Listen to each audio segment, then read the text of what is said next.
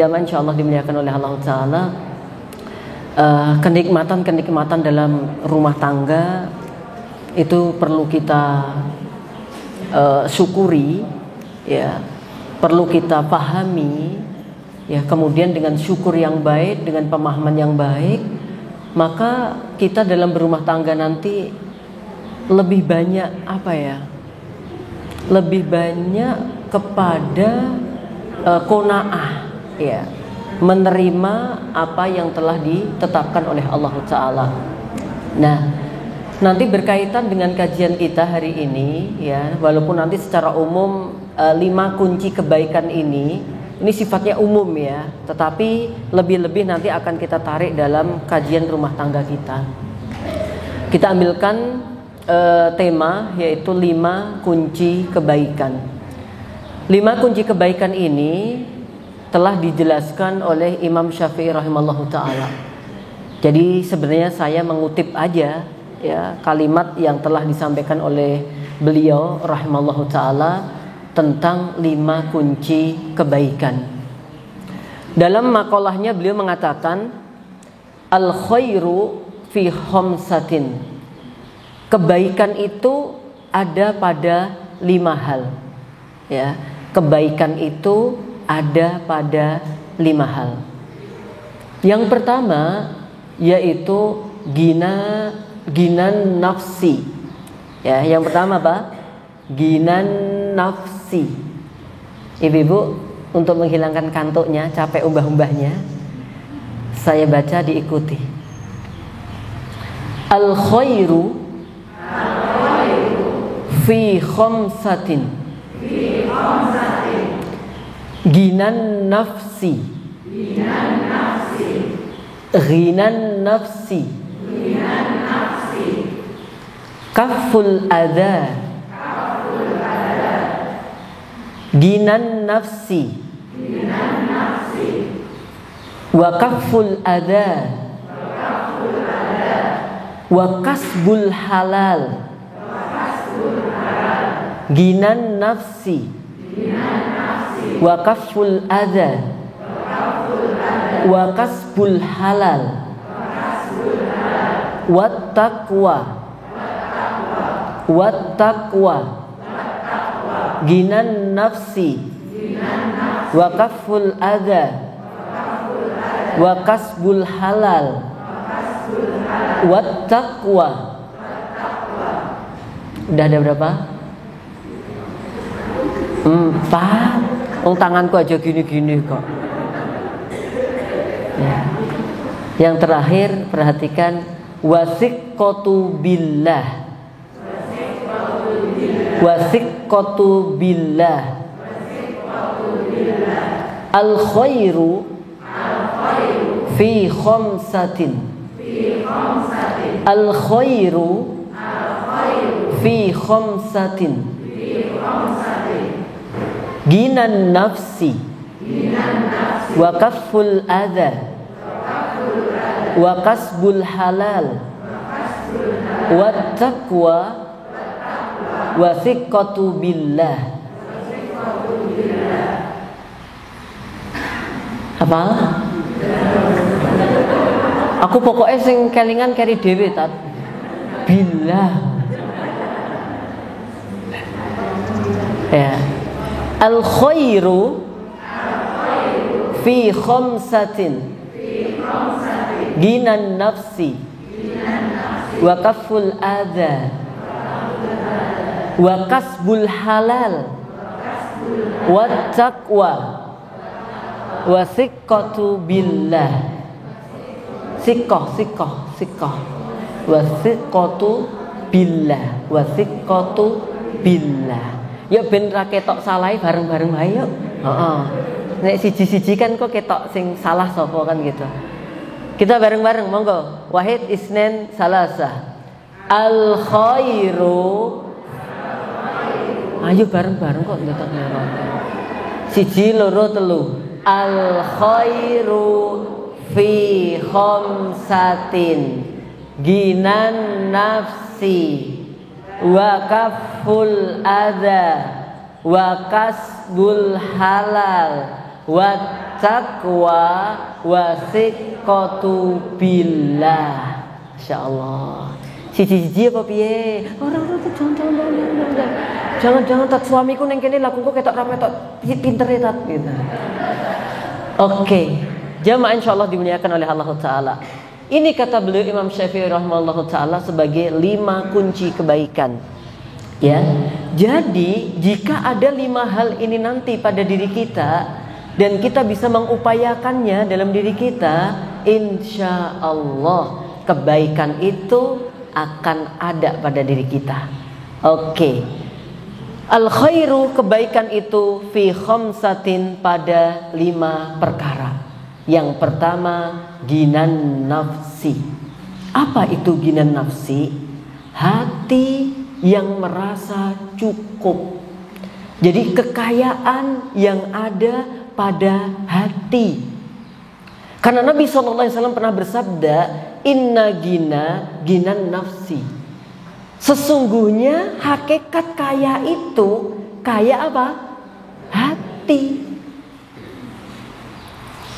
Jadi bagaimana kita menjadi mental kita ini mental orang kaya, suka memberi, suka berbagi, sekalipun terkadang kondisi kita ini memang sebenarnya pas-pasan, biasa-biasa. Yang saya angkat kemarin tuh beberapa kali, yaitu saya kan punya temen namanya Mbah Temon, ini laki-laki, tapi qadarullah dia meninggal dunia. Mbah Temon ini tetangga kami di Silamat. Beliau seperti Ummu Maktum gitu. Beliau itu mohon maaf buta sejak kecil. Cuman untuk semangat tolabul ilminya, untuk semangat berangkat ke masjidnya, ngalahkan kita-kita ini. Jadi kalau saya lagi males gitu mau ke masjid, yang saya ingat siapa? Istri yo. Ya. Kalau sampai saya nggak ke masjid, saya didik istri saya dengan apa? Gitu loh maksudnya. Cuman juga ditambahin dengan Mbah Temon itu. Ya Allah, mesti ini Mbah Temon sudah nunggu di depan rumahnya. Jadi kalau setiap terdengar suara adzan, beliau segera keluar dari rumah untuk menunggu siapa yang menghampirinya. Waktu saya masih di mertua, itu saya rebutan dengan bapak. Kadang bapak, kadang saya. Ya. Kemudian jamaah yang kami hormati, pandemi kemarin qadarullah ya, bapak mertua saya meninggal ya, meninggal dunia, dan kemudian Mbah Temon ini kehilangan siapa? Penuntunnya. Ya, sehingga beliau sekalipun sebenarnya ada juga sih sebagian dari warga yang banyak, bukan sebagian ya, banyak juga yang peduli sama beliau. Cuman memang kayaknya beliau sangat terasa banget ketika dengan bapak itu sangat seneng gitu ya. Ya, karena bapak juga suka gojekan-gojekan sama beliau. Tapi kemudian gak lama qadarullah juga, dengan izin Allah juga, kemudian Mbah Temon ini juga kembali kepada rahmatnya Allah Ta'ala. Nah, Mbah Temon kemudian tiada, yang selama ini saya jadikan topik, saya jadikan tema, contoh untuk kita semuanya. Beliau yang buta, yang usianya udah sepuh, tapi semangat untuk thalabul ilminya, Masya Allah. Nah, saya agak ada pengganti nih di Menara Quran, yaitu ada kajian namanya Senin sama Kamis, yaitu namanya Kismis, kajian keislaman Senin dan Kamis. Itu sore jam 5 ya, jam 5 sore. Memang kenapa jam 5 sore? Karena memang diantaranya untuk menjelang buka bersama dengan para masantri, dan di situ ada doa yang mustajab sebelum berbuka. Yang kedua adalah kita ingin edukasi kepada warga masyarakat agar mau sholat jamaah di masjid gitu, walaupun belum semuanya. Nah, jamaah di kajian itu yang unik, Masya Allah, yaitu ada seorang akhwat ya, yang akhwat ini Masya Allah, apa ya, selama ini kalau saya mungkin selfie dengan akhwat-akhwat lain, istri saya cemburu, itu biasa ya namanya juga wanita kan ya. Kalau pas selfie dia nggak ikut gitu, nanti tiba-tiba cie artis gitu kadang-kadang. Ya kadang-kadang kan kita ngisi pengajian terus ada ibu-ibu pengen selfie, pengen itu kan ya monggo lah gitu. Saya nggak nyetatus, kadang-kadang dia nyetatus, lepas nyetatus dibaca istri saya, ya biasa kan gitu itu. Langsung menang berapa hari, enggak hari-hari nih berapa menit gitu. Tapi unik, saya selfie dengan akhwat yang namanya Pupon ya, itu ternyata tidak menjadikan dia cemburu karena akhwat yang bernama Pupon ini usianya 88 tahun. Ya. Masya Allah, yang membuat saya semangat ini ya, Mbah Pupon ini adalah Masya Allah, beliau sudah sudah rungon gitu ya, jadi pendengarannya itu nggak begitu ini karena udah usia 88 tahun. Cuman Masya Allahnya dia itu perjalanan dari tempatnya cukup jauh, jalan kaki. Pokoknya setiap Senin Kamis beliau mesti datang dengan izin Allah. Gerimis-gerimis hujan-hujan juga datang. Sampai saya siapkan satu mahasantri untuk jemput Mbah Pupon ini. Kalau udah datang segera, udah dipanggul nggak apa-apa, digandeng nggak apa-apa. Karena usianya udah sepuh, itu insya Allah nggak ada rasa. Paham maksud saya? Gitu ya. Jadi, Senin kemarin qadarullah santri nggak ada yang ngangkat dia, nggak ada yang gandeng dia. Karena saya baru datang, karena ya Allah ini saya dapat rezeki, saya bilang ya. Kemudian saya gandeng itu Mbah Pupon, Allahu Akbar. Aromanya memang dia tahu bagaimana seorang akhwat keluar rumah tidak boleh berwangi-wangian. Maka Masya Allah ada Raymason. Ya, terus kan akhwat keluar nggak boleh pakai minyak wangi kan? Tapi kalau Raymason kan nggak apa-apa kan gitu ya. PPO macamnya itu. Jadi Masya Allah gitu, jadi dekat dengan beliau itu penuh dengan aromaterapi gitu ya. Dan saya sangat enak banget gitu. Nah, beliau ketika kajian itu mesti bawa dompet warnanya hitam. Saya nggak cek kemarin tuh selitingnya rusak atau nggak, saya lupa gitu ya. Cuman dia mesti kalau masuk masjid itu kemudian nyari sandaran. Tapi bukan tiang yang dia buat sandaran untuk masuk masjid, yaitu kotak infak. Dan ketika dia sudah menyentuh kotak infak itu, dia akan kembalikan tangannya untuk membuka dompet warna hitamnya itu. Dan secara tiap datang beliau memasukkan uang itu ke dalam kotak itu. Allahu Akbar. Saya tidak melihat berapa yang dimasukkannya, tetapi keistiqomahan beliau walaupun dengan keadaan yang sangat sederhana tapi memotivasi kita. Kadang-kadang golek duwe yo suwi banget kayak jam mambuh nyelempit ning ndi kadang-kadang. Allah. Tapi kemudian dia masukkan itu selalu ke kotak itu. Nah, jamaah yang berbahagia, sesungguhnya kalau kita meyakini bahwa Allah telah mengkayakan kita, kalau Allah dengan segala kenikmatannya yang diberikan kepada kita, kita syukuri, maka sesungguhnya kita ini kaya. Kita ini kaya banget jamaah. Cuman kadang-kadang kita ini lebih silau dengan kenikmatan-kenikmatan Allah yang bersifat duniawiyah yang Allah berikan kepada yang lainnya. Maka Allah katakan, Nabi sampaikan, Allah katakan, la yaghurrannaka taqallubul ladzina kafaru fil bilad mata'un qalilun thumma ma'wahum jahannam wa bi'sal mihad. Allah katakan, wahai orang-orang beriman khususnya ya, la yaghurrannaka, wahai Muhammad, jangan membuat tertipu pandanganmu terhadap apa? Bolak-baliknya mereka orang-orang di luar Islam yang mereka seolah-olah penuh kenikmatan dunia, bisa melancong ke sana, bisa dia nuris ke sana, dia bisa kemana-mana, kayaknya dia itu nggak sholat, nggak ibadah, tapi rezekinya banyak banget. Ya, sedangkan kita kelihatannya kadang-kadang ibadah pengajian, tapi yo sakmono terus. Pesawat yang menguasai mereka, ya kenikmatan-kenikmatan ujung sana ujung sini mereka. Toko-toko gede mereka yang punya. Tapi Allah katakan, jangan kamu tertipu dengan kenikmatan yang aku, kata Allah, berikan kepada mereka. Mata'un qalil, itu hanya kenikmatan yang kecil, kenikmatan yang sedikit. Summa ma'wahum jahannam, dan tempat kembali mereka adalah neraka jahannam. Wa bi'sal mihad, dan itu seburuk-buruk tempat kembali. Kemudian diperkuat oleh hadis Nabi Muhammad SAW, ungduru ilaman asfala minkum wala tangduru ilaman huwa fauqakum. Lihat kepada orang-orang yang berada di bawah kalian dalam urusan harta duniawiyah. Dan jangan sekali-kali kamu melihat orang-orang yang di atas kalian dalam urusan duniawiyah. Tuh jamaah. Jadi ini perhatiin gitu loh. Sesulit-sulitnya kita, masih banyak orang yang lebih sulit daripada kita. Tolok ukur kemuliaan orang bukan pada harta. Tolok ukur kemuliaan seseorang bukan karena kekayaan, bukan karena kecantikan, bukan karena cakepnya seseorang. Dijelaskan oleh Syekh Muhammad bin Abdul Wahab dalam kitab Al-Masail Al-Jahiliyah. Tolok ukur seseorang, ya, parameter kebaikan seseorang adalah terletak kepada kesolehannya. Dia soleh atau tidak, itu yang menjadi bernilai atau tidak di sisi Allah Ta'ala. Sekalipun di masyarakat saat ini harta masih sangat dijunjung tinggi.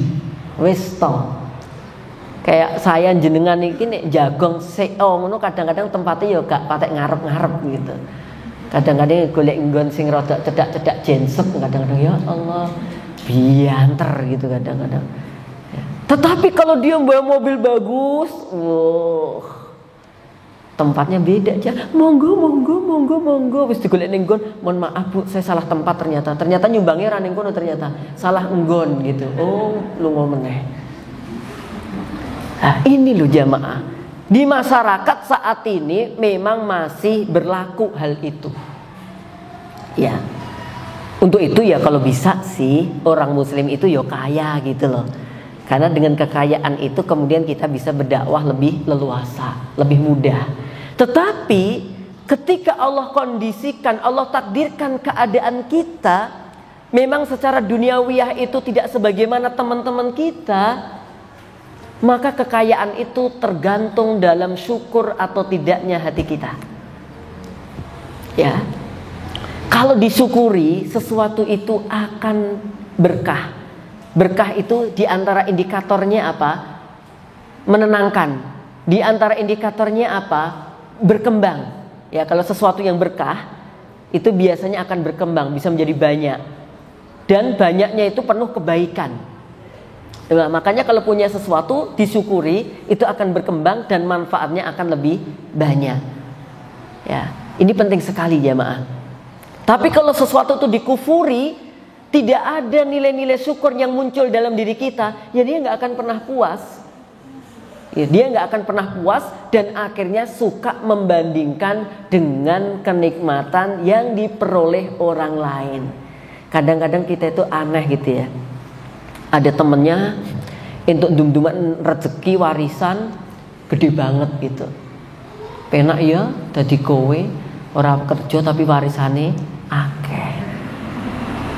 Jamaah yang kami hormati, kira-kira orang tuanya dia dengan orang tuanya yang ini tadi beda atau sama kira-kira? Beda loh, kekayaan orang tuanya sana begitu, kekayaan orang tua jenengan berbeda, kok minta sesuatu yang sama? Sulit jamaah. Atau kadang-kadang gini, enak ya dadi kowe ya rezekine penak wis karek ngene-ngene tok gitu.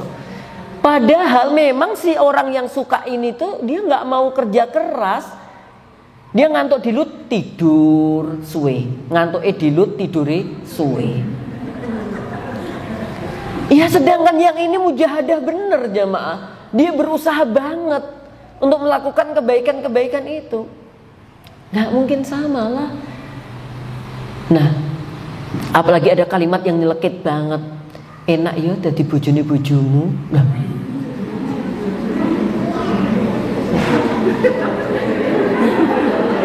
Angel kan kayak gini tuh. Enak ya dadi bojone bojomu. Berarti dia nggak bersyukur dia menjadi istri siapa? Suaminya.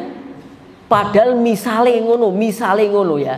Qadarullah ya, dia menjadi istrinya suaminya dia. Apa mesti enak? Belum tentu. Sawang sinawang. Maka yang ada syukuri deh. Fadhkuruni azkurukum washkuruli wala takfurun. Ingatlah kalian padaku kata Allah. Niscaya aku kata Allah akan ingat pada kalian.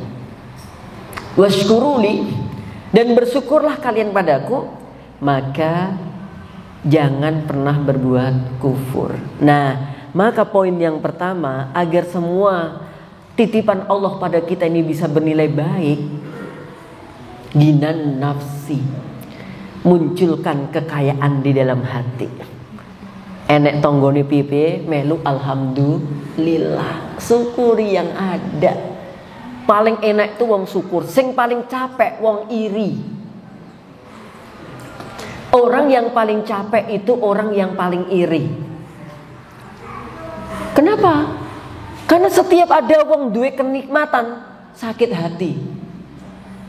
Wong enek motor dealer lewat ngono dia wis gobrak-gobrak. Itu dealer lewat itu loh. Ya Allah, muga-muga untuk tonggoku sing tuku ya Allah. Muga-muga untuk tonggoku ya Allah, di mana harga diriku nanti nek tonggoku tuku ya Allah. Kenapa dia bisa sesibuk itu loh jamaah? Ya. Nah, orang yang punya penyakit hati, iri, dengki dan semacamnya tadi itu, mesti dia tidak akan nikmat hidupnya. Tapi bagi orang yang dia itu pandai bersyukur, ginan nafsi, kekayaan itu ada dalam jiwanya, semuanya penuh dengan kenikmatan. Santai, wallace and slow. Gitu loh. Jadi nggak ada masalah dia. Artinya nggak ada masalah terhadap hatinya. Kalau masalah-masalah dunia itu mesti nggak mungkin. Orang nggak punya masalah itu nggak mungkin. Jenengan punya masalah nggak, Bu? Saya nggak percaya kalau hanya banyak. Banyak banget ya. Saya rasa banyak banget ya. Apalagi bapak-bapak. Bedanya kalau ibu-ibu itu kalau banyak masalah ya banyak embuh gitu, banyak. Tapi nek bapak-bapak itu tenang, santai, masalah selesai. Gitu. Tapi nek ibu-ibu enggak, karakternya kadang-kadang enggak gitu, kadang gitu. Ya, jadi kalau bapak-bapak cenderung mencari solusi, nek ibu-ibu cenderung mencari sumber masalah kan gitu ya. Iya, nanti nek udah ketemu sumber masalahnya baru ketemu apa? Solusinya. Tapi nek bapak-bapak langsung dia bagaimana nyari solusinya. Enggak ada nasi, ya wis tuku sego beres. Nek ibu-ibu, sopo toh sing entekne mau. Nah, gitu. Ya, jadi nek bapak-bapak gak nek sego tuku selesai gitu. Nek ibu-ibu sing entekne sopo dirunut sik gitu.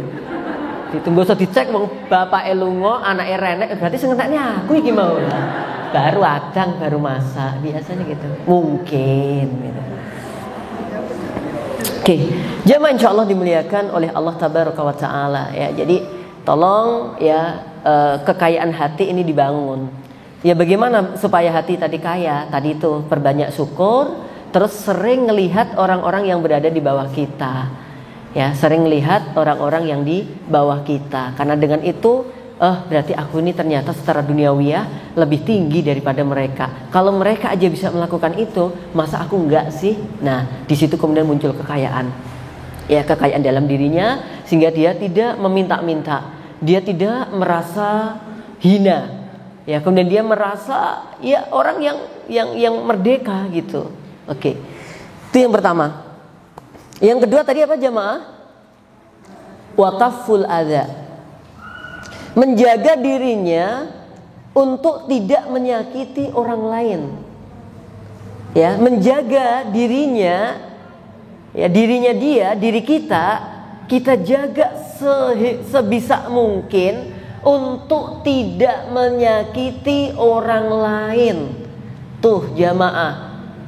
Ya, kalau anak-anak saya di TK Yagunaya itu, kalau ketika ada anak mau adiknya mau nakal gitu, jaga tangan, nah gitu kan biasanya, jaga lisan gitu kan ya, jaga kaki gitu, maksudnya jangan gampang tangan ini untuk jewer, jangan gampang tangan ini untuk usil. Tuh jamaah yang kami hormati, karena gini loh, tangan ini kalau tidak dikendalikan, nanti ada hadis ya dalam Arba'in Nawawiyah, kalau Allah Ta'ala itu sudah cinta kepada kita karena amalan-amalan kewajiban yang telah kita tunaikan, tangan kita ini akan dipandu oleh Allah untuk melakukan. Ya, untuk nulis, untuk ngetik, untuk ngomentarin, itu dipandu sama Allah. Ini baik apa buruk ya. Apalagi kayak sekarang ini bulan Rajab ya. Bulan Rajab itu salah satu bulan suci kan. Ya, ini terjaga banget gitu loh. Untuk ngetik-ngetik, untuk googling-googling, untuk mencari apa, untuk ngirim apa, ini dijaga banget. Ya, belum lagi ya kalau lagi muamalah sama temennya ada yang usil, ya mohon maaf kadang-kadang sendali didelikke. Aku nggak delikke lho tat, aku ngerapekke lho tak mujurke rono kabeh lho tat. Oh ya, gitu. Atau kadang-kadang kan ada yang usil gitu tuh loh jamaah. Jadi ini usil-usilnya zaman kita SD. Ibu SD-nya kayaknya seumuran dengan saya ya. Ya. Itu kadang ya saya tuh mohon maaf ya, saya dulu kan kecil banget ya waktu SD itu Mas. Saya tidak berharap sekarang jenengan bilang tetap kecil gitu ya. Ya. Jadi kecilnya saya dengan jenengan karena jarak kita kan jauh banget gitu. Kalau dekat sebenarnya saya gede gitu. Saya itu nggak tahu ya. Karena mungkin apa ya, jadi memang sejak dulu itu saya tuh apa, teman main saya tuh apa, wanita. Dia suka main dengan saya bukan karena cinta-cintaan, tapi karena saya dianggap gemesin gitu loh. Gitu. Sampai SMP tuh saya dieret-eret wong wedok, ayo gitu jamaah. Itu. Ya sekali lagi bukan cinta-cintaan, tapi karena mungkin apa ya, unik gitu loh mungkin saya dulu ya. Kayak mainan apa ya. Ya Allah, paling ngeri itu apa? Kalau pas pramuka, topi saya itu dicendel ke aku reso. Ya Allah, itu tuh sering banget tuh jamaah ya Allah.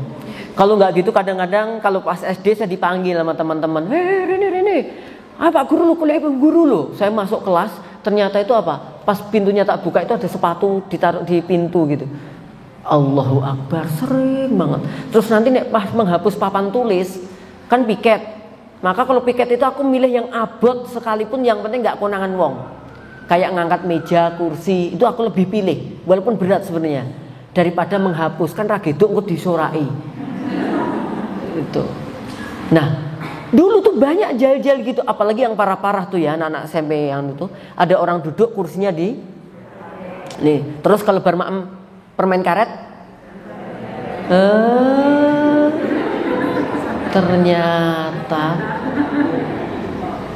paham ya, permen karet taruh di kursi, terus kadang-kadang nulisi belakangmu apa, kayak gitu tuh.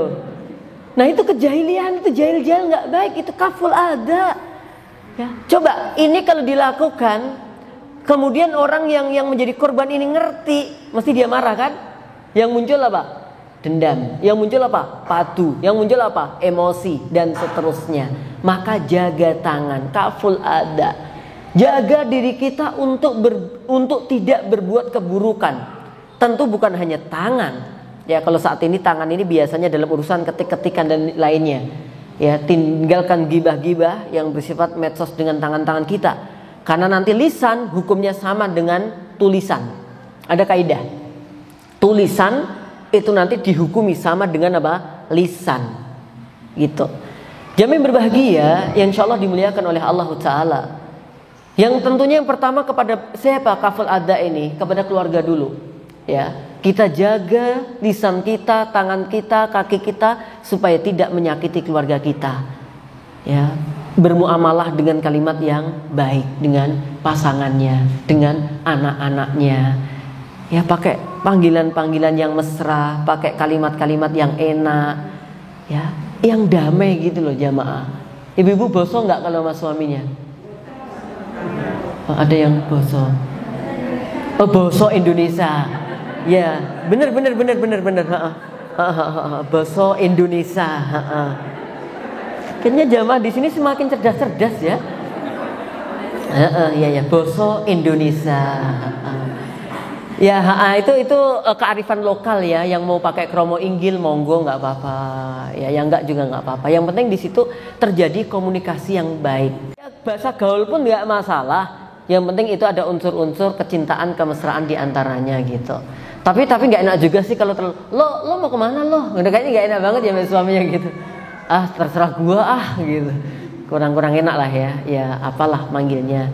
Jangan sampai ada kalimat-kalimat yang menyakitkan dari keluarga satu dengan yang lainnya, ke anaknya dan seterusnya. Ya, labeling yang kurang baik hindarkan dari lisan-lisan itu.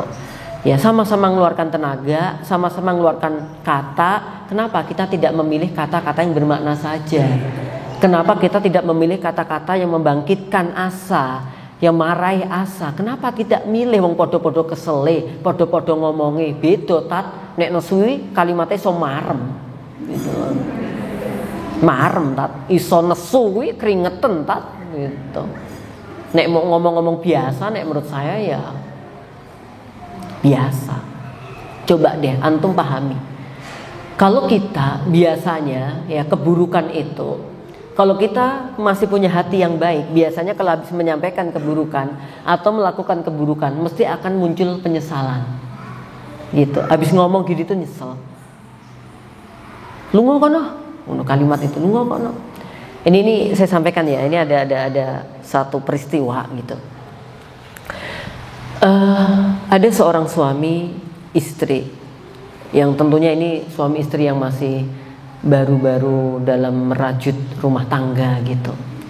Nah, ketika si istri ini masih rada apa mbok-mboken, apa sithik lapor mboke, lapor sithik mboke, udunen lapor mboke, terus jerawatan lapor mboke, gitu. Nah, suatu ketika si mboknya ini dia ya ngereh-ngereh si anak wedok, "Nduk, jenenge rumah tangga ki yo ngono kuwi, biasa. Jerawatmu muncul akeh yo mikir keluarga ra apa-apa," gitu. Nah, suatu saat karena ini suaminya merasa tanggung jawab gitu ya, ketika si istrinya itu lari ke rumah ibunya, ya, kemudian dia mencoba untuk nanyakan kenapa toh, Dik, gitu. Ibunya bilang gitu, atau mboknya bilang, "Kowe ngaliyo kono. Kowe ngaliyo kono. Iki tak urusane." Lah, sing lanang iki ternyata atine ya cilik.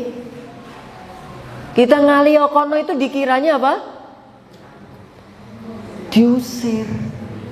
Kon pegatan maksudnya. Kok ya langsung teko adomen ngono ya. Langsung dia pergi nggak balik lagi. Ngantek dadi golekan dan seterusnya. Jamaah yang kami hormati, maka kita mau berbicara pun pikir-pikir. Si ibu juga mikir, loh, aku mau gak kono maksudku. Ngaliyo sik iki sing ngerti anakku ki aku. Biasanya wong iki nek ngene iki misalnya tukokne gelang 2 gram, mari. Gitu loh. Lah, mungkin dalam kondisi semacam itu salah paham. Nah, maka pikir-pikir dalam berucap. Ya, wong kadang-kadang udah hati-hati saja masih salah tampa. Apa salah tampa itu? Ya bahasa Indonesianya. Ya, salah apa paham. Ya. Gitu jamaah insyaallah dimuliakan oleh Allah taala. Ini ada seorang bapak. Bapaknya ini ngelus-ngelus jago terus qadarullah jagone rada gering. Lah pas mantune turu ning kono bar subuh urung kerja jek turu meneh. Bapake nyeluk bu, pitike gering, jagone gering. Lah anake mantu tersinggung. Dikira nyindir, anak mantu dielokke seperti apa? Pitik gering, padahal memang jagone pake lagi. Gering. Wah. Suaminya tadi langsung apa mantunya langsung nesu-nesu ning istrine. "Oh, bapakmu kayak gitu toh karakternya. Wong saya tidur sebentar aja langsung dibilang apa? Jago gering." Bapaknya kan nggak ngerti, masih di rumah belakang.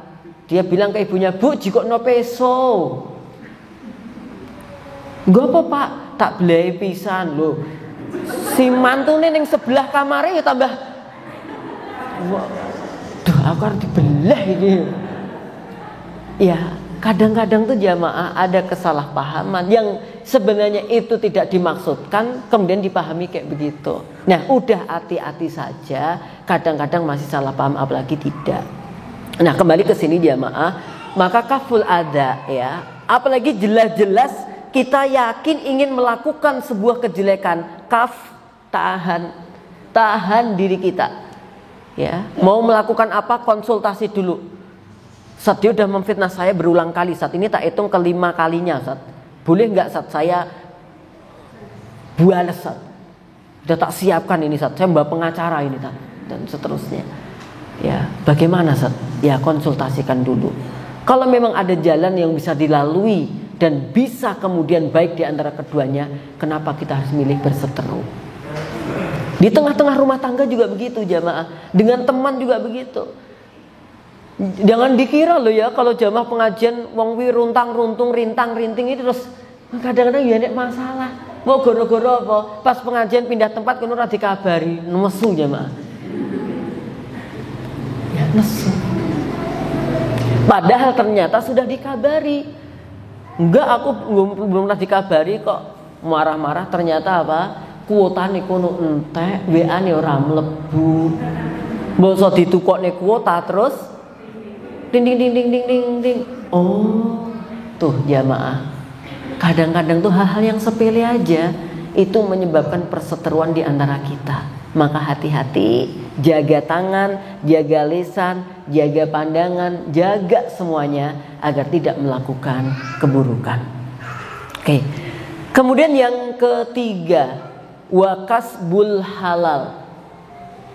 Kalau kita pengen baik kehidupan rumah tangga kita dan masyarakat kita, hindarkan dari sesuatu yang haram atau kasbul halal. Usahakan harta yang ada pada diri kita, harta yang bersama keluarga kita, benar-benar harta yang halal. Karena harta halal itu berkembang dan menenteramkan, mengenyangkan dan menyenangkan. Ya, harta halal itu apa?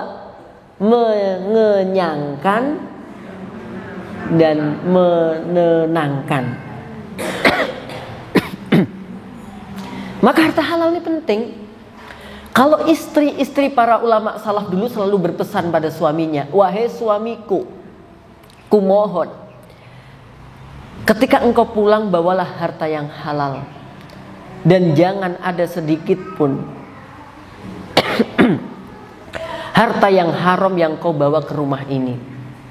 Sungguh kami, ya aku dan anak-anakmu siap untuk lapar walaupun akhirnya mati daripada harus makan makanan yang haram.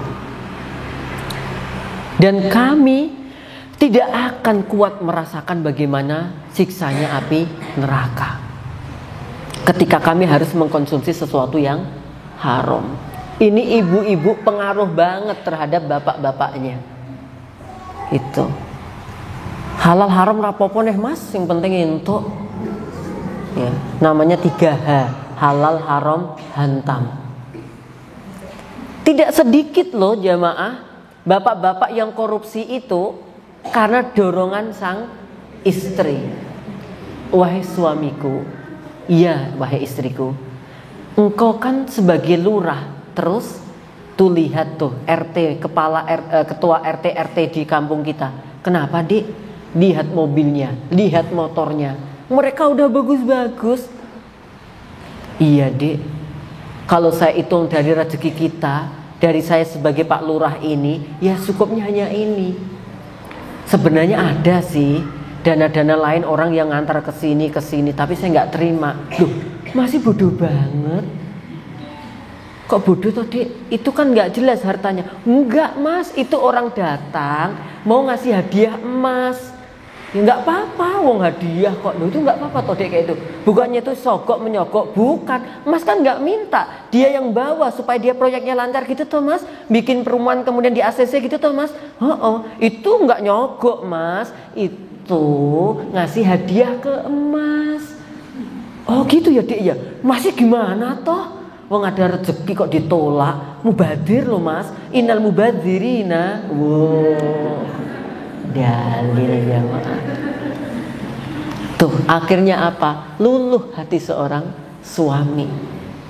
Kadang-kadang begitu dorongan wanita itu ya, apalagi yang wanitanya sangar-sangar. Nek mulai ranggo duit 2 yuta rasa mulai ya, nek arep kepepet mulai ya turun arep omah ngono. Ya Allah, akhirnya seorang suami yang hatinya cilik, wah kok ge arep turun ning ndi, akhirnya dia beranikan diri untuk melakukan sesuatu yang haram.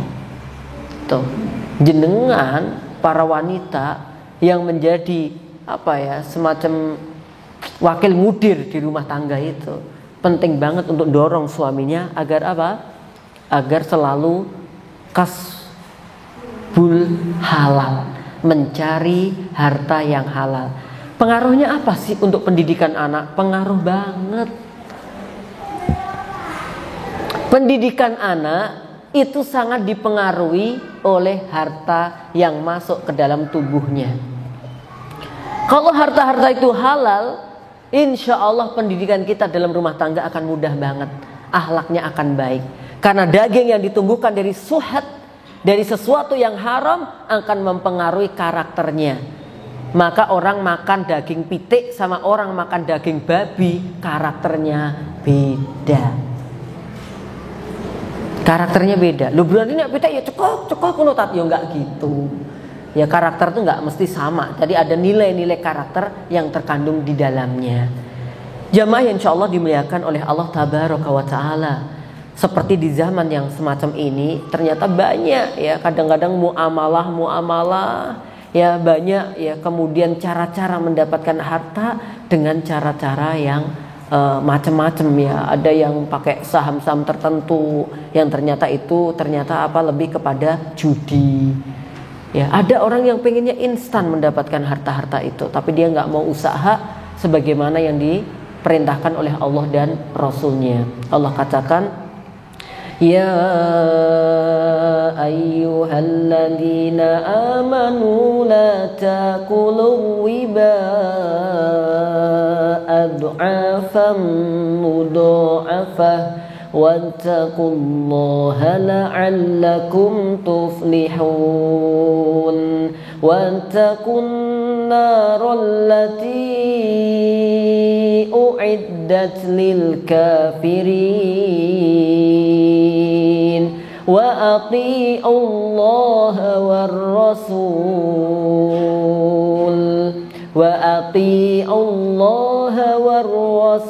la'allakum turhamun. Wahai orang-orang yang beriman, tinggalkanlah oleh kalian yaitu riba. Jangan makan harta riba, at'afam mudha'afah ya, yang dilipat-lipatkannya. Dan takutlah kepada Allah ya, supaya kalian menjadi orang-orang yang beruntung. Takutlah kepada neraka yang disediakan oleh Allah untuk orang-orang kafir. Taatlah kepada Allah dan Rasulnya sehingga kalian akan menjadi orang-orang yang dirahmati. Ya, banyak barokah lebih baik daripada sedikit haram.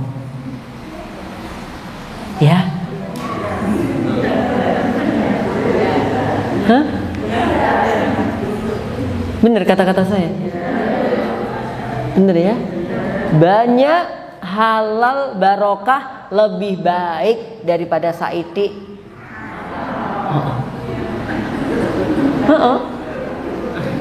Gitu. Tapi kadang-kadang tuh ada unik loh teman-teman saya itu. Kan kita lagi di pojok hutan ya, kita lagi makan mangga gitu. Bermakan mangga tak tekoi. Mangga dari mana? Nyolong, astagfirullah. Jaluk oleh kok. Rasanya beda, enak colongan.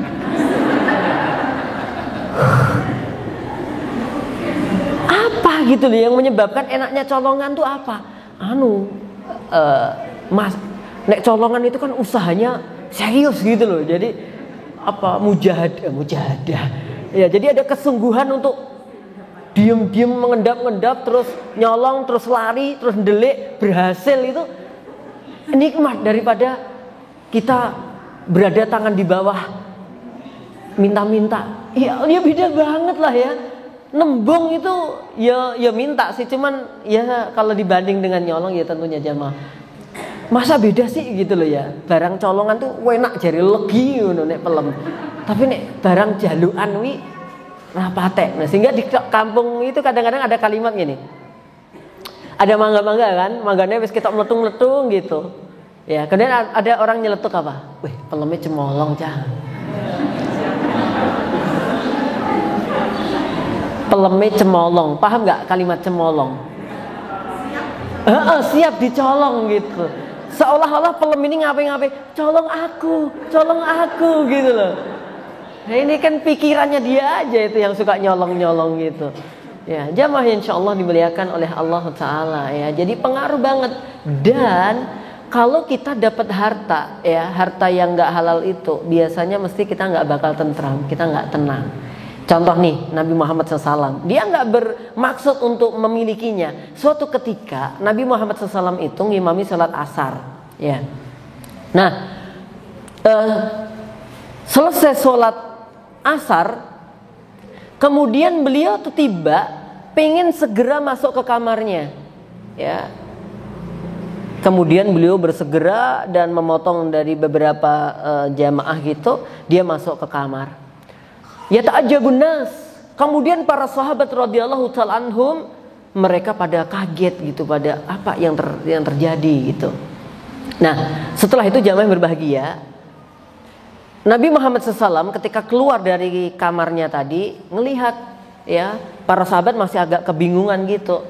Oh, kalian masih pada bingung toh. Ini tadi aku ingat dengan emas yang harusnya aku bagikan, sehingga menjadikan saya tidak tenang ya kalau emas itu masih ada di rumah saya. Dan akhirnya aku tadi nyuruh utusan untuk membagikannya dan saya kembali. Nah, ini barang titipan aja, itu beliau nggak tenang jamaah, harus segera diberikan. Ya kayak para ustadz itu biasanya ada titipan infak ya, untuk ini untuk itu. Sama, itu nggak tenang kalau tidak segera dibagikan.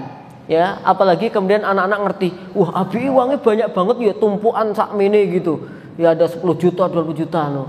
Ini uangnya menara Quran, saya bilang, titipan orang untuk bangun masjid gitu. Tapi nanti menara itu miliknya abi. Ya bukan, itu miliknya umat. Lu kok yang nyari uang abi gitu. Lah abi kan cuman memfasilitasi ada orang infak sedekah dibawa ke sana. Oh gitu toh bi. Nah, gitu jamaah yang kami hormati. Kadang-kadang kita unik. Ya, apa uniknya jamaah? Kita ini punya utang orang, wayahe balekke, duweke yo enek, eman, aneh kan? Pernah ngerasakan kayak gitu? Enggak ya? Kalau pernah kok yo temu momen gitu loh jamaah. Jadi misalkan kita pinjem uang orang ya. Kalau biasanya orang tuh kalau mau pinjem ngerayu-ngerayu nggak biasanya? Ngerayu pakai jaminan surat apapun kan gitu supaya dipinjemi. Tapi nek mboso wis dipinjemi, kadang-kadang arep nyarutang ditagih nesu. Piye toh gitu loh. Utang kok ditagih. Lah terus piye nek ora ditagih ora dibayar. Kemudian diparani ning omahe, ora enek. Ya, ngomongnya aku di luar, mbok usah ditagih ning tengah dalan, yo nesu. Nagih ning tengah dalan ra duwe izin. Lah diparani ning omah. Kadang-kadang angel jamaah. Banyak jamaah itu akhirnya ikhlas terpaksa itu banyak banget. Saat aku duitku wis tak ikhlaske tat, dipinjem kanca si ono ya ini ra dibalekke. Wis tak ikhlaske. Tapi engko nek dibalekke ya tak terima meneh. Iki yo aneh iki ya. Jare ikhlas tapi nek dibalekke ya ditompo gitu. Oke, jamaah yang insya Allah dimuliakan oleh Allah Ta'ala, kasbul halal. Perhatikan baik-baik itu, yakinkan harta yang masuk dalam keluarga kita adalah harta halal. Dah, enak banget nanti itu. Karena nanti di akhirat hisabnya yang double itu hisabnya harta. Ya, la tazalu qadama abdi yaumil qiyamah hatta yus'ala an arba'atin. Dua kaki manusia di hari kiamat itu dia nggak akan bergeser dari tempatnya sebelum ditanya tentang 4 hal. Ya, dia akan ditanya tentang an umrihi, ya tentang umurnya, fima afnah, dipakai untuk apa aja dia. Yang kedua, dia juga akan ditanya tentang ilmunya, fima fa'ala. Ya, dia dengan ilmunya itu mengamalkan apa gitu. Nah, kemudian yang ketiga, dia ditanya an malihi, tentang hartanya. Lah, hartanya ini tanyanya 2. Min ainak tasaba, wa fima anfaqa. Dari mana harta ini diperoleh dan kemana harta ini dibelanjakan. Ya. Yang keempat tentang jismihi wa an jismihi fima ablah, tentang fisiknya, dia ngantek tua itu dipakai untuk apa.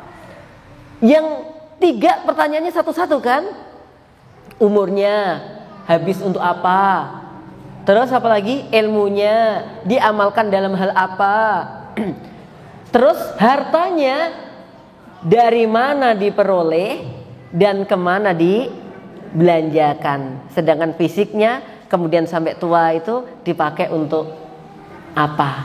Tentang fisik ini nanti lanjutannya nanti malam di Masjid Al-Bakri pada Isya insyaallah ya. Jamaah yang berbahagia yang insyaallah dimuliakan oleh Allah Ta'ala. Jadi harta itu penting banget ternyata ya. Jenengan kelola harta dengan baik ya, diatur dalam rumah tangga harta dengan baik ya. Kayak pembukuan itu loh, ada apa, keluar masuk itu apa namanya, pembukuan debit kredit kayak gitu tuh loh, itu penting banget ya. Nah, jamaah yang berbahagia, kemudian yang keempat, sesuatu yang akan menjadi kebaikan, kunci kebaikan rumah tangga kita dan kehidupan kita dalam bermasyarakat adalah ketakwaan, wattaqwa. Dan ini adalah bekal yang harus kita siapkan untuk bertemu dengan hari akhirat. Watazawwadu fa inna khairazadit taqwa. Dan berbekallah, maka sebaik-baik bekal adalah ketakwaan. Ayat ini berbicara tentang orang yang mau berangkat haji. Al-hajju ashhurum ma'lumat faman farada fihinnal hajja fala rafasa wala fusuqa wala jidala fil hajj wa ma taf'alu min khairi ya'lamhu Allah wa tazawwadu fa inna khairaz zadi taqwa wattaqun ya ulil albab. Wa tazawwadu, terutama orang-orang yang akan berangkat untuk haji umrah ya, dia diminta untuk meninggalkan rofas, fusuk ya, kejelekan-kejelekan itu. Kemudian diminta untuk berbekal ketakwaan. Coba lihat yang pernah haji umrah ya, tentunya kalau pas mau berangkat ke sana bekal-bekal itu dipenuhi ya. Ada yang bawa emping melinju ya. Ada yang untuk makannya nyiapkan sambal kacang, sambal tumpang. Sambal tumpang enggak masuk. Kalau kayak serundeng itu masuk ya. Tapi kalau sambal tumpang kayaknya enggak deh. Gitu. Agak kesulitan kayaknya ya. Oke. Nah, itu disiapkan biasanya. Dan kemudian itu enggak apa-apa kita bawa bekal-bekal itu jamaah, tapi jangan tinggalkan yang namanya bekal ketakwaan. Wa tazawwadu fa inna khairazadi taqwa. Nah, maka ketika ada orang pamitan untuk berangkat pergi, maka apa? Aku titipkan, aku bekalkan padamu apa? Ketakwaan. Ya, takwa itu menjadi bekal kita, menjadi bekal kita dimanapun kita berada. Kalau takwa, insya Allah selalu ada solusi. Kalau takwa, selalu urusannya menjadi mudah. Maka takwa. Nah, jamaah insya Allah dimuliakan oleh Allah Ta'ala. Dulu pernah saya ceritakan bagaimana seorang laki-laki ya, yang dia mendapat hadiah budak dari bapaknya. Kemudian dia menikahi budak itu atau jadi istrinya lah ya. Karena si budak ini benar-benar arif ya, budak ini benar-benar bijak. Kemudian seorang suami tadi itu yang awalnya tuannya, ketika mau pergi mesti dia minta nasihat sama istrinya. Wahai istriku, ini saya akan melanjutkan thalabul ilmi, apa yang harus aku lakukan? Kemudian sang istri yang tadinya budaknya dia bilang, kamu datangi seorang syekh ini. Dia pergi ke syekh, ketika ketemu dengan syekh ya, kemudian si syekh itu dimintai nasihat, memberikan 3 nasihat. Nasihatnya adalah ittaqillah wasbir wala tastajil. Itu aja nasihatnya, nggak banyak-banyak. Ya, kalau kamu mau thalabul ilmi, perhatikan 3 hal. Ittaqillah, takwa pada Allah, wasbir, sabar, wala tastajil, jangan buru-buru. Habis itu dia berangkat, ya thalabul ilmi, sekian waktu akhirnya dia balik. Nah, pas dia balik salam ke rumah, dia ngelihat di samping budaknya tadi yang sudah digauli tadi, sampingnya ada seorang laki-laki yang tidur. Naik pitamlah dia. Kemudian dia pergi ke tempat kendaraannya, dia ambil sebuah kapak yang tidak lain digunakan untuk apa? Membunuh si laki-laki itu. Ketika sudah mengambil kapak, apa yang terjadi jamaah? Nasihat dari syekhnya tadi muncul. Ittaqillah wasbir wala tastajil. Takwalah pada Allah, nak. Bersabarlah, jangan tergesa-gesa. Ditinggalkan kapak itu, dia datangi lagi, ngelihat lagi laki-laki tadi, pengen lagi ngebunuh, balik lagi, ingat nasihat itu lagi. Sampai ketiga kalinya dia datang lagi, kemudian si laki-laki bangun, jenglilat, gitu. Apa ya? Jenglilat ya, gerigah, gitu. Loh, kamu udah datang, ada apa? Kok kamu kayak begitu? Apa yang terjadi pada dirimu? Hampir saja aku membunuhmu. Apa yang menjadikan kamu membunuhku? Karena kamu tidur di tempat di sini rumahku, di sini adalah istriku. Terus kenapa kamu tidak jadi membunuhku? Aku ingat nasihat dari syekhku. Ittaqillah wasbir wala tastajil. Sekarang giliran aku bertanya, kamu siapa? Dan dia ternyata saudaranya si wanita ini. Coba, nek wis dipateni terus piye jamaah? Maka jenengan kalau ada apa-apa gitu jangan langsung marah-marah dulu gitu. Ayo kok abang kabeh bibirmu ngopo ayo? Oh, suaminya ngono. Oh, apa-apaan ini? Ya. Apa-apaan ini gitu. Ya. Kayak kemarin saya gitu. Jadi anak saya yang nomor 4 namanya Milah. Itu kalau budenya datang, itu suka duandan. Jadi apa jenis benges, tahu enggak what the meaning of benges? Apeng-apeng iso merenges gitu loh. Gitu ya. Dingol ngene-ngene lho bar ngono terus nyayangi abike. Coba ini kan ngecap kan gini gitu. Ya orang-orang lewat lho. Ngopo ku bisa ternyata orang dilap bekas anak wedok dolanan benges gitu. Nah, kadang-kadang suami datang ini ittaqillah ya. Biasanya datangnya jam 8, kok sekarang jam tengah 10 baru datang. Ada apa? Hah? Mampir kemana? Hah? Ternyata dia telat itu apa? Nyarikan titipan jenengan. Jenengan pesen kan sebelum berangkat, Mas, nanti sak mulai-mulaimu jam piro aja lali ya, tukone grontol. Ternyata golek grontol ki ra gampang ya, maaf. Dia harus ke Ledok Sari, dia ke Pasar Legi, dia ke Pasar Kliwon. Arep njolek grontol. Kemana-mana grontolnya udah kering jadi popcorn. Itu jamaah. Kemudian akhirnya dia terpaksa ada orang jualan jagung dimasak ngantek berapa jam akhirnya jadi diparuti kambil. Datang urung ngekek nih jenengan semprot sih. Kadang-kadang tuh kayak gitu tuh loh jamaah ya. Kalau mau marah, mau emosi, mau apa, mau suudon, mau bilang apa, ingat nasihat ini. Ittaqillah wasbir wala tastajil. Karena ada kisah sebaliknya. Kisah sebaliknya adalah terjadi di kisah buku Silsilah Arabiyah. Ada seorang bapak yang dia punya piaraan baik banget berupa seekor anjing. Anjing ini jinak banget. Kon Isaisah enggak. Dikon jaga rumah, jaga kebun, itu bisa. Suatu ketika dia punya baby, dia minta dijaga sama anjingnya ini. Nggak tahu cara manggilnya ya. Apalah ya pokoknya yes gitu ya. Kamu jaga itu, anak saya mau pergi untuk ke pasar atau keperluan lah. Oke. Sampai dia pergi kembali, dia ngelihat si anjing ini datang ke depan rumah menyambut tuannya. Kalau kita nggak yakin, males ngapain gitu loh. Jamaah coba, kenapa mereka orang-orang kafir itu kalau jahat itu luar biasa jahatnya? Karena mereka nggak yakin dengan adanya pembalasan di akhirat. Tapi kita yakin, sehingga ketika kita didolimi bagaimanapun, Kadang-kadang jawaban kita kan sing paling akhir kan sok ben ditenono ya ning akhirat. Nah, itu memang kita tidak ada lagi kecuali besok di akhirat.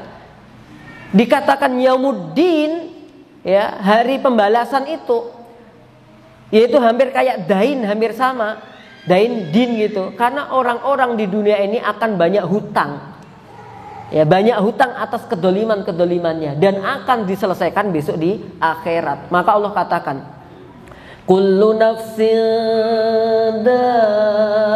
dha'iqatul maut wa innama tuwaffawna ujurakum yawmal qiyamah faman zuhziha 'anil nari wa udkhilal jannah faqad faz wa mal hayatud dunya illa mata'ul ghurur. Setiap yang bernyawa pasti akan mengalami kematian. Kullu nafsin dha'iqatul maut wa innama tuwaffawna, dan sesungguhnya kalian bakal disempurnakan ujurakum, balasan-balasan kalian di hari kiamat. Balasan-balasan kebaikan saat ini belum jenengan terima semuanya, belum. Dan jenengan merasakan itu juga, ya enggak? Aku sabar lu tat, urung entuk apa-apa lu tat, kok saiki lu tat. Aku difitnah terus lu tat, aku sabar kok saiki masih sabar lu tat. Ya, saat ini. Nanti balasan itu besok di akhirat. Balasan-balasan kebaikan kita, ibadah kita, sholat kita, zakat kita, ada yang diwujudkan ketenangan-kenangan di dunia, tapi itu baru DP-nya saja. Baru sedikit kebaikannya saja yang Allah berikan. Kebaikan yang mutlak nanti di akhirat. Wah, jenengan mulai sekarang silahkan berbayang-bayang mikir ke, aku sampeyan dadi apa ya? Ya dadi wong. Jangan mikir dadi apa-apa ya, enggak gitu. Nanti disebutkan, jenengan sekarang nggak usah sibuk-sibuk dandan-dandan bingung-bingung misalkan ngentek kayak apa-apa, besok di akhirat, ya, di surga jenengan umure 17 insyaallah, kurang lebih lah. Aku juga penasaran jenengan dhisik umur 17 koyo apa nu nel-nelane ngene gitu ya. Wis tuwek-tuweke cik nel-nelan gitu. Apa itu lasen jenengan, wah dulu puye gitu loh jamaah ya. Gak usah bingung, gak usah khawatir. Ya, sekarang itu ngene ngeriput ngene kene balik neng ngeriput meneh. Iya, di dunia mesti itu. Jenengan gosoki ngantek kulitnya dikelokopi, ya, tetep aja. Ini sunatullah. Ben putih ndak ada dilakban, disolasi bolak-balik ben ketoke putih. Alah iya. Ya nggak apa-apa, perawatan oke. Innallaha jamil wa yuhibbul jamal. Di antara bukti syukur kita kepada Allah, merawat apa yang dikaruniakan Allah pada diri kita. Tapi jangan berlebihan. Mau goro-goro nek jerawat siji ra sida budal pengajian. Isin aku tat nanti aku dibilang jerawatan, Allahu Akbar. Kan sekarang ada masker toh Bu, gitu loh. Engko jek ketok-etan nggo topeng pisan. Gitu loh. Sekarang sing-sing gitu loh jamaah yang kami hormati. Enggak usah terlalu. Yang penting ini tadi apa? Wasiqatu billah. Kita yakin bahwa balasan Allah itu terjadi, janji Allah itu bakal terjadi. Oke, jamaah insyaallah dimuliakan oleh Allah Taala. Saya rasa ini kita tanya jawab ya. Ada 5 ya kunci kebaikan. Yang pertama apa? Ginan nafsi. Yang kedua? Yang ketiga? Yang keempat? Yang kelima? Iya, wasiqatu billah. Jadi kalau pengajian itu ada 5 poinnya ini jenengan pegang, itu kan enak hasil-hasilnya nanti. Oleh-olehnya enak. Teko ibu june mau ngaji tenanan. Iya no. Apa intine? Ya pokoknya apik. Pokoknya apik, wis to apik. Oh iya apik piye lah aku jelasno. Ora iso. Apik pokoknya, angel kan. Itu loh jamaah. Gitu. Kalau ada pertanyaan silakan. Baik, kami buka dua pertanyaan. Untuk jika ada yang ingin bertanya terkait tema kita hari ini tentang 5 kunci kebaikan.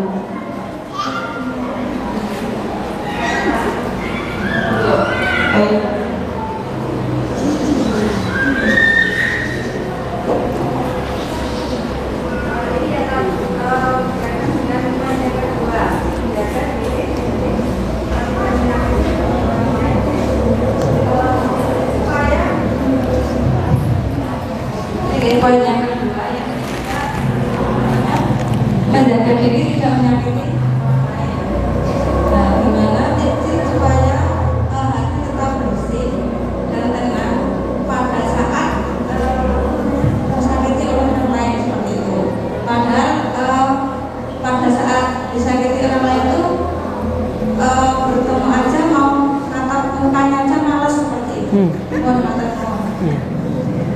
Ini biasanya kalau ibu-ibu itu pertanyaan itu diangkat dari kisah nyata.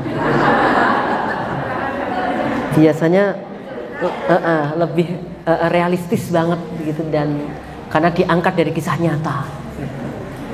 Oke, jamaah yang berbahagia, sebelumnya saya sampaikan sebelum kita bahas sikap orang lain kepada kita jelaskan trik supaya kita tidak menyakiti orang lain dulu.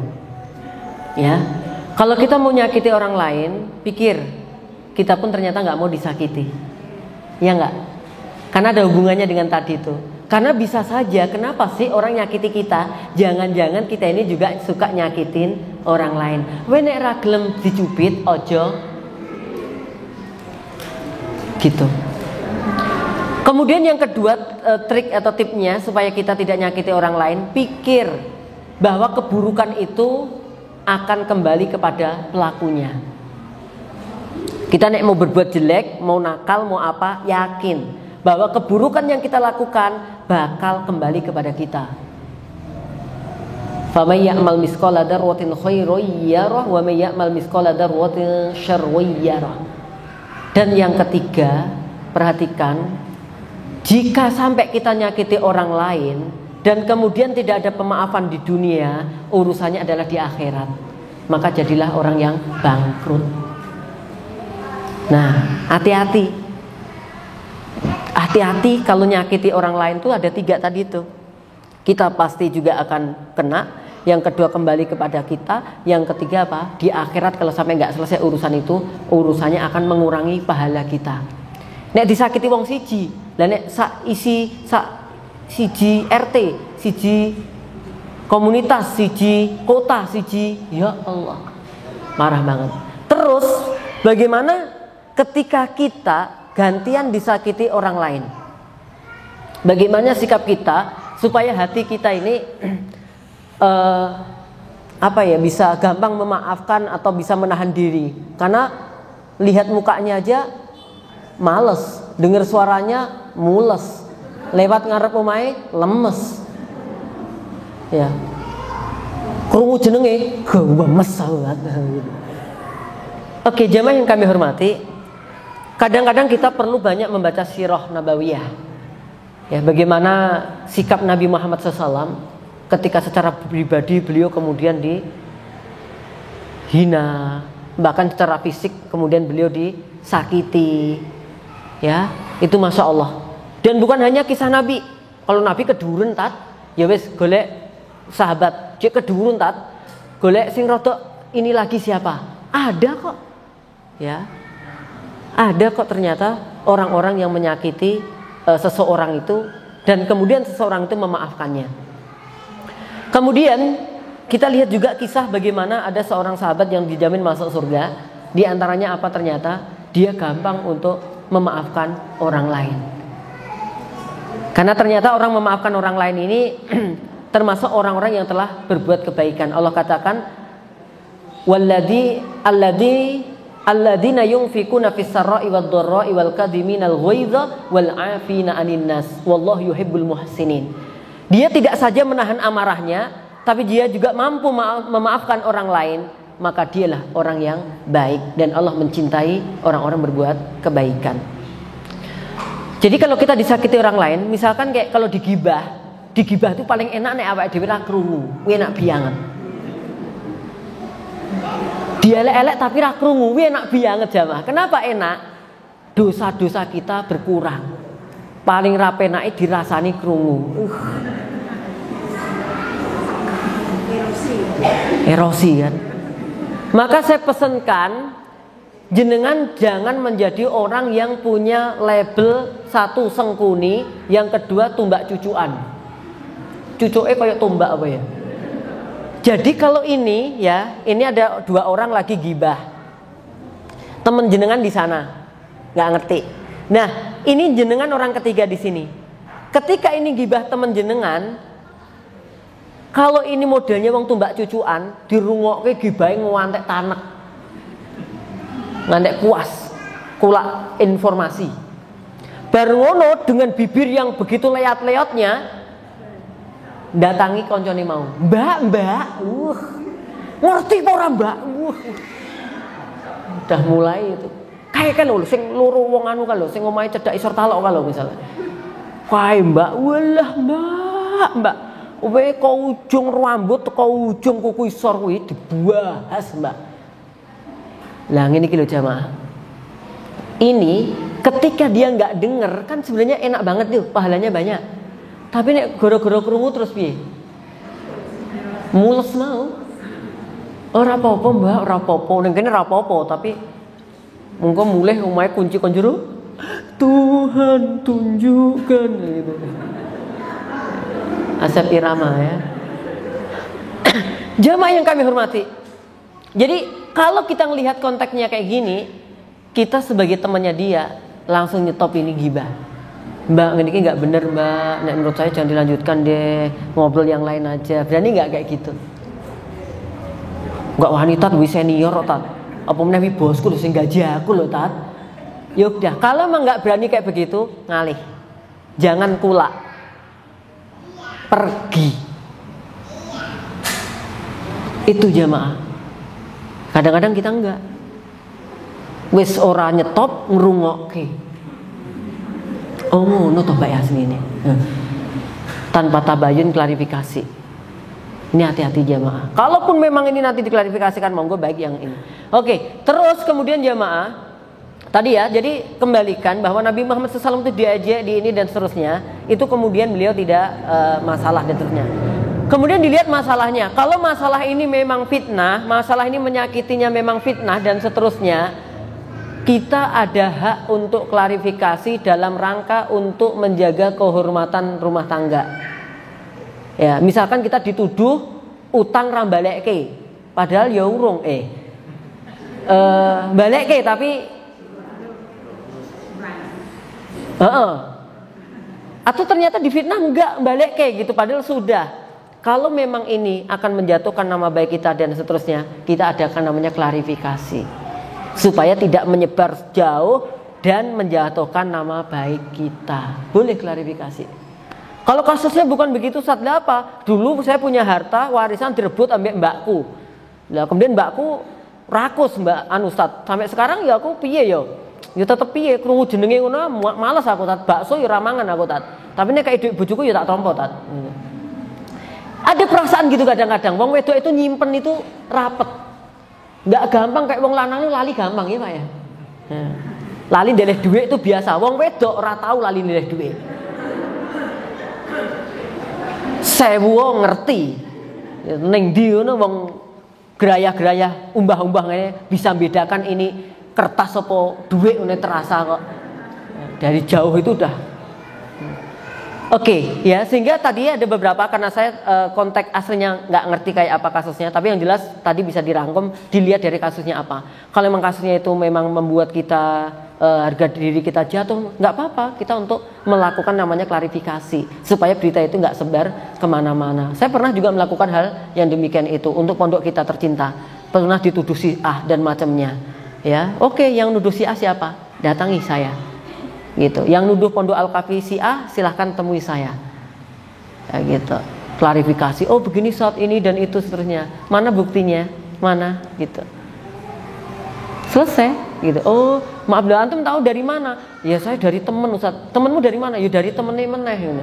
Hal-halnya kayak gitu itu kadang-kadang kan. Gitu. Oke, begitu ya. Hati dilapangkan, dikayakan hatinya tadi itu. Ya terus dilepas ya mboyak wis mikir yang lainnya. Jangan fokus pada masalah-masalah yang tidak produktif. Alihkan kepada hal-hal yang lebih baik. Karena kita kalau fokus ke satu masalah, dua masalah yang nggak produktif, cepet hidup ini jamaah. Pikir, ya lapangan golf itu luas. Gitu. Oke, ada lagi jamaah? Silakan. Cukup sepertinya Pak Ustaz. Oh iya. Sudah tidak ada ya pertanyaan lagi. Alhamdulillah ini telah sama-sama kita dengar tausiah dari Ustaz kita Dr. Muhammad Nur Islam. Masya Allah begitu luar biasa ya, ternyata 5 kunci kebaikan itu apa ya yang selama ini itu mungkin belum kita terapkan. Semoga dengan setelah ini mulai hari ini apa yang sudah kita dapatkan bisa bermanfaat dan pastinya bisa kita amalkan. Amin amin ya rabbal alamin. Menuju acara yang selanjutnya yaitu doa penutup. Mohon berkenan Ustaz Nur Islam untuk memimpin doa. Jemaah, kita khusyukkan diri kita untuk berdoa untuk kebaikan kaum muslimin, kebaikan keluarga kita, wabil khusus untuk para pengurus Majelis Taklim Alimah dan para donatur kajian serta jamaah pengajian dan sahibul bait. Allah yarham Bapak Narto dan keluarga. A'udzu billahi minasy syaithanir rajim. Bismillahirrahmanirrahim. Innallaha wa malaikatahu yusalluna 'alan nabi. Ya ayyuhalladzina amanu sallu 'alaihi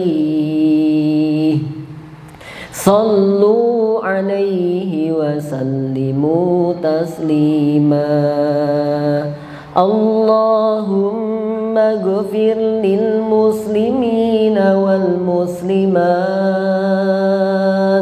wal mu'minina wal mu'minat al ahya'i minhum wal amwat innaka sami'un qaribun mujibu da'wat wa ya qadiyal hajjat. Allahumma ghufir Bapak Narto ailatahu. Allahumma ghufir lahu warhamhu wa'afihi wa'fu anhu wa akrim nuzulahu wa wasi' madkhalahu. Allahumma adkhilhul jannah wa a'idhu min adabin nar. Rabbana hab lana min azwajina wa dhurriyyatina qurrata a'yun waj'alna lil muttaqina imama. Allahumma dfa'anna hadal bala'a wal waba min virus corona wa min anwa'iha wa min fitnatiha. Allahumma asfi mardana wa marda minal muslimin. Allahumma ashfihim shifaa'a ajila shifaa'an la yughadiru saqama la ba'sa tahurun insya'allah. Allahumma inna nas'aluka ridhaka wal jannah wa na'udzu bika min sakhatika wan nar. Allahumma inna nas'alukal huda wat tuqa wal afafa wal ghina. Allahumma inna nas'alukal jannah. Allahumma arzuqna bihusnil khatimah. Allahumma hawwin alaina fi sakaratil maut wan najata minan nari wal afwa indal hisab. Ya akramal akramin, ya sami'ad du'a, ya mujibas sa'ilin. أجب دعاءنا يا رب العالمين اللهم ربنا آتنا في الدنيا حسنة وفي الآخرة حسنة وقنا عذاب النار وصلى الله على نبينا محمد وعلى آله وأصحابه وسلم والحمد لله رب العالمين. Assalamualaikum warahmatullahi wabarakatuh.